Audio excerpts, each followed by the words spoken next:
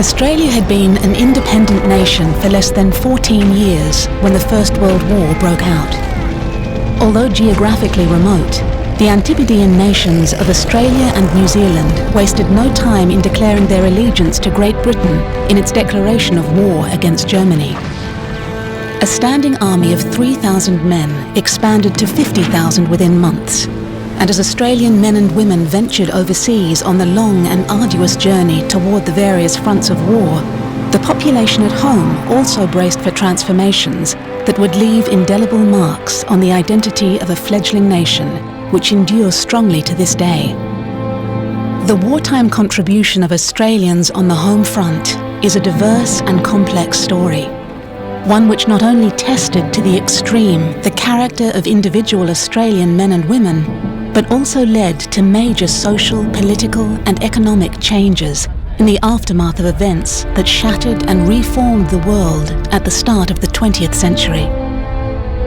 In this app, explore the impact of war on the Australian home front and experience a nation in transformation from 1914 onwards into the post-war years.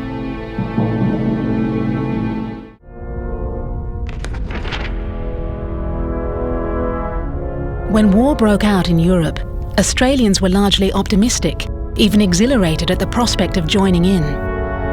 For most, it was seen as a moral commitment, a chance for the nation to prove itself after only 13 years as an independent nation. At an election rally speech in July 1914, with the prospect of a world war becoming a certainty, Labour leader and three-time Prime Minister Andrew Fisher avowed Australia would stand beside the mother country to help and defend her to our last man and our last shilling. Today, Fisher's words resound with the knowledge that the Great War would yield among Australian soldiers 60,000 dead and 156,000 casualties, and would plunge Australia's post-war economy into depression and debt, which would take many years to shake off. But in August 1914, with a strong and common sense of loyalty to empire, few Australians openly questioned their government's commitment to total war against Germany and the Central Powers. No better example of this optimism exists than the early rush to enlist. Within months of its declaration of support for Great Britain, Australia's standing army expanded from 3,000 to over 50,000 men. Enlistment camps sprang up all over the country to cater for this mass mobilisation of male volunteers. Women too stepped forward to help the war effort and signed on in their thousands as nurses and volunteers. But this early enthusiasm was not sustained for the course of the war. As optimism and ideology gave way to the grim realities of the conflict, enlistment figures and public support waned considerably. Beginning with the initial reports, both accurate and distorted, of Australia's first contact at Gallipoli, the shocking truth began to hit home. The exciting and valiant adventures of the Anzacs were now juxtaposed with death, disease, and painful losses. Yet far worse was to come. In Europe, the deaths and casualties suffered in the first 6 weeks on the Western Front eclipsed those endured after 8 months of fighting at Gallipoli. Alongside the mounting human cost, harsh economic realities were also hitting home.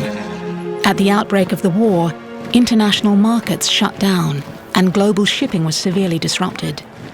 These two factors would cause havoc for Australia's economy, which relied heavily both on the export of commodities such as wheat, wool and metals, as well as imports of essential goods. Coupled with an extreme drought in the winter of 1914, almost every industry suffered.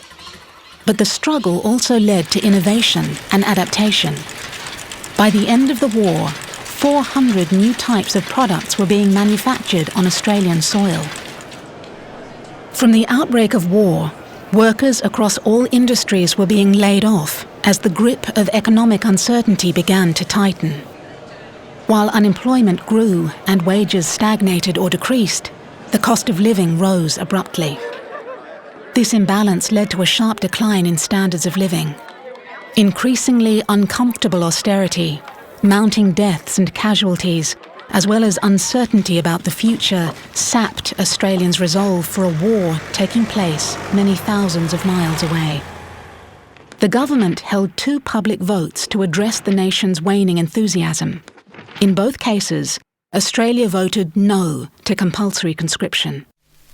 The publicly held conscription debates were hugely divisive, as men and women of all classes, urban and rural, openly expressed their differences. Prior to the war, there were roughly 30,000 German-born residents living in Australia. Roughly 7,000 of these so-called enemy aliens were incarcerated in internment camps around the country, often for years and without trial. Initially, the enemy was classed as a national of any country at war with Australia.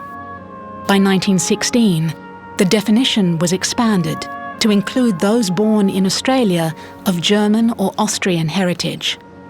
Many foreign nationals were subjected to verbal and physical abuse. Even those whose sons were serving in the Australian Imperial Force were viewed with mistrust. After the war, most of these internees were deported. Many had never set foot in Germany. Despite the great sacrifices at home and abroad, Australia's contribution to World War I is remembered as significant, and by war's end, its soldiers were revered as among the finest in the world.